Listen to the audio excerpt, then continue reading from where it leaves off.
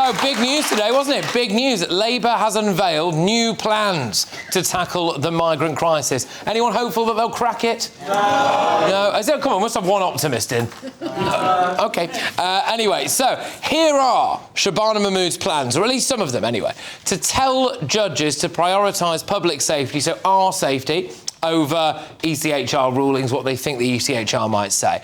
She's also, apparently, going to say that Boris Wave migrants won't be able to claim benefits for around 10 years. Deport more criminals as well. That'd be nice, wouldn't it, I suppose? Even if their sentence is under a year. So at the moment, there's a bit of an area where I think if you get a sentence that's under a year, then it's not any automatic deportation. So she's going to look at changing that. Apparently, it's all according to today's reports. Make asylum permits temporary. Now, this is part of what you might have heard of copying the Denmark model. So apparently in Denmark, you have to basically keep reapplying for your asylum setup. So, OK, there you go. Make them reapply. Apparently, she's also going to say that this is for migrants now, not illegal migrants, that you must be in full-time employment, you must speak English, and yes, crucially, just deport more people in general who overstay. So there we go. Well, it all sounds quite good, doesn't it? Until, of course, you do remember that the Home Secretary is the woman who travelled to a Greek island in 2015 and did a video welcoming illegal immigrants as they touched down on European soil. Lesbos, where boats have been coming in all day. Around 30 boats have arrived already today. There's a couple of charitable organisations on the ground here, one of whom is offering immediate medical assistance. All right, so good news, though, that she wants judges to prioritise our safety over the ECHR, but good luck with that, because we have got activist judges. Some of them have let paedophiles, rapists and murderers stay in Britain. Some of them also used to work in the immigration sector themselves, didn't they? But she does say that she wants to prioritise our safety. Well, better late than never, because just yesterday, an Iranian small boat migrant was sentenced for raping a 15-year-old girl in a park in Oxford. She says that she wants to increase deportations. Good luck, though, because here was a recent deportation attempt. I'm here in Peckham, where protesters have sat in front of a bus. They've slashed the tyres of it and they're barricading themselves in front of it now in an attempt to stop it taking migrants from a hotel nearby on board the Bibi Stockholm. Yep, so that was about 18 months ago or so, that, wasn't it? There loads of people gathered to try and stop that deportation bus. They slashed the tyres, and I seem to remember there being a few MPs on the left who supported that, so there we go. But this is what's currently waiting in France as well. Good stuff, yes, and we did a report yesterday, didn't we, about them running through Northern Town, so they're on the way. I think most Labour MPs would probably rather give that lot a hug instead of deporting them, so good luck, Shabana. Let's get the views of my wonderful audience and my wonderful panel as well. Adam, I'm going to start with you on this. So, go on. Do you think that Shabana Mahmood's plans will work? Anyone that believes this woman's rhetoric needs their head testing, because at the end of the day, we have had this rhetoric ever since the general election. We've had Keir Starmer only 3 months ago tweet that he's going to detain and deport every illegal immigrant that comes across. We are seeing record numbers enter this country. Since the one in, one out scheme, I think it's 13,000 in and 141 out. That is laughable. It's just for headlines. They've got no will to get these people deported. When they say that they've deported record amounts of people, we're talking overstayers like Brazilians, Vietnamese that work in nail bars, not these sort of people that are crossing the channel. We've got Germany, Austria that are deporting Syrians and Afghans. They're not worried about sending them back to these war zones. At the end of the day, we need to get tough. And we've got a Prime Minister that is a human rights lawyer. There is zero chance that Labour are going to do this, and people should not fall for this propaganda. OK, all right. Well, just on that as well, by the way, in terms of following the Danish model, Denmark, you know, when Syria overthrew Bashar al-Assad and the bloke who used to be a massive jihadi took over, it was declared safe. And they decided to send back people who were on a asylum visa from Syria. They said, well, if you're saying it's a safe country, then you can go back to Syria then, can't you? So if she means that, then presumably we're going to be sending back some Syrians as well. Can I go to the bloke on the front row? Is that all right? And then we'll open it up to the rest of the panel. What would you like to say about all this, sir? Well, I'm Andrew Dobson. I'm from your neck of the woods in Kendal, Cumbria. Strong part of the world, mate. Well done. The Westmoreland Gazette, fabulous local newspaper. Yeah. I'm 78 years old. I've never seen so much hypocrisy in any government during my entire life. They are not going to stop the boats, it's obvious. And I totally support Adam in what he's said in the past on previous programmes, that he's concerned about the safety of his daughters on the streets. Well, I'm afraid it's too late for me, because I've got 2 daughters and they've both been attacked. One on a tube train and the other on the streets in Clapham.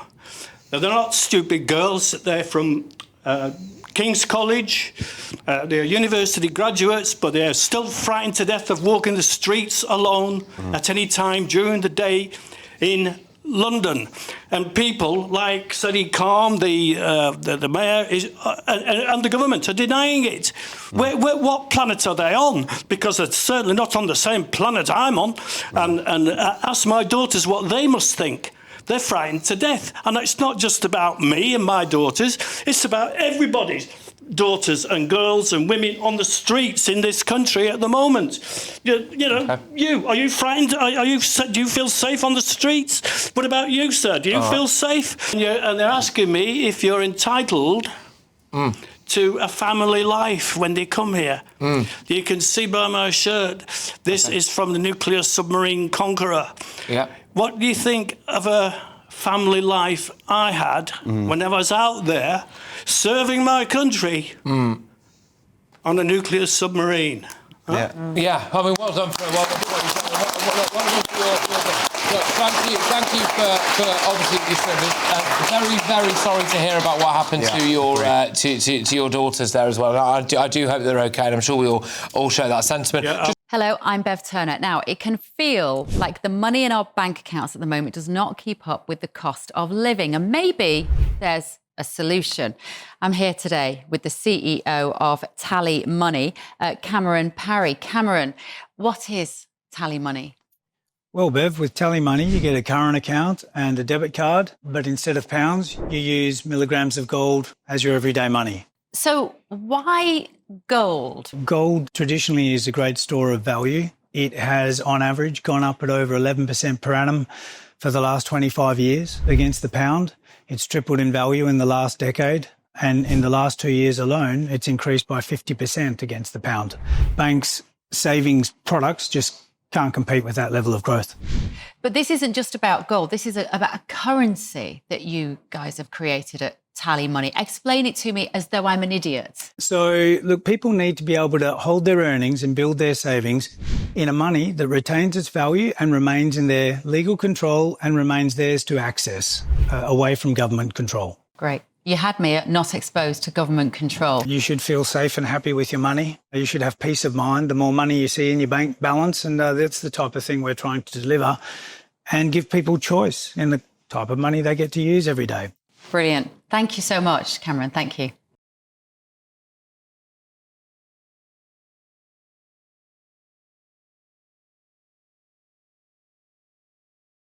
So, Linda, do you believe that Shabana Mahmood's plans are workable? Do you think that she's going to do, going to crack this? Do you think, Linda? I think that the fact is, it's not so much that there's a plan. There is a plan. It's will she implement it? That's the problem. I mean, the plan looks okay on paper, but we know no plan survives first contact with the enemy. Isn't that what someone said? It's much smarter than me a long time ago. The fact of the matter is, the key is in the implementation. The reason why Denmark has had a lot of success is because they've driven home that plan and made it work. We can't just follow the Danish model thinking we need a piece of paper that's the same as theirs. We've got to act like they act if we want to solve the situation. And just to say, I'm so sorry to hear about your daughters. I have a daughter at university in London, and she crosses right from Greenwich to Richmond, and it frightens me all the time as to what she might meet. And although I can't comment on a live case, I did go to school 3 streets away from the stabbing in Uxbridge, so it's something that hits you hard when it hits your community. But I will say the plan looks okay on paper, but that's not the point, is it? The point is, can it be implemented? OK, yeah, absolutely. And Krista, I'm just going to bring you in on this before we go to Barry. One of the issues with Shabana Mahmood's plan, in my view, is that she's saying, well, she's going to instruct the judges to put our safety first. Well, we know that there's been several judges who, of course, well, loads actually, who have previously just worked pro bono for, like, asylum charities, etc. I just don't really see that happening. Yeah, I think there are two issues here, and I think, Linda, you touched on them. The idea is good, actually, and if she implements this, I think that we should support her doing that. I think that when this absolutely crazy far-left socialist complete nut job incompetent government actually comes up with a good idea, that it's magnanimous of us to actually support that idea. What it's exposed, though, so as you outlined, the Denmark plan, as soon as there was a flood of migrants that came from Syria or Afghanistan, all those places, they said, right, we're stopping asylum being permanent. You're going to have to reapply. We're actually going to get rid of ghettos. We're going to stop you being able to come here for a permanent amount of time. You've got to get a job. You've got to learn the language. Even if you get a speeding ticket, that can jeopardise you keeping your asylum. Now, what that shows is that they are supposedly part of the ECHR. And we have this big debate about the ECHR. What we have had in the recent years here in the United Kingdom is a political decision not to do something about small boats. Because Denmark, part of part of Europe, part of the ECHR, were able to. And even though the UN have criticised them, they have stuck to their guns, and their applications for asylum have gone from somewhere like 10,000 to 2,000. They have absolutely cut the numbers massively. So you're absolutely right. Will activist judges mean that we do that here in the UK? I don't know. I'm cynical. And will the people behind Shabana Mahmood, who are they can't even allow a small cut to benefits to go through the backbenches of the Labour Party. So whether they will allow something like this to go through, I am extremely cynical. But the idea itself is actually good. OK, I'm just going to say this now. I'll be honest with you, I'm not entirely sure why I have to say this, because I don't think anything like this was said. But anyway, the Huntington alleged attacker is not a migrant. So there we go. I'm not entirely sure that was relevant. But anyway, Barry, there's a lot of people to come back on here. Yeah. Well, indeed. Look, I think the first thing we should all do, sir, is to thank you for your service on HMS Conqueror. Absolutely.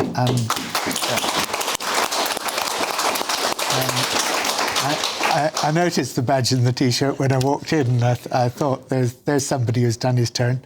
And of course, as Linda says, to express our sorrow for what your daughters have been through. I don't know whether their attackers were apprehended. I don't know whether they were illegal migrants. The sad tragedy is that there are so many rapes in this country, not just by, I'm afraid to say, not just by illegal migrants, and far too many, and we need to clamp down on that.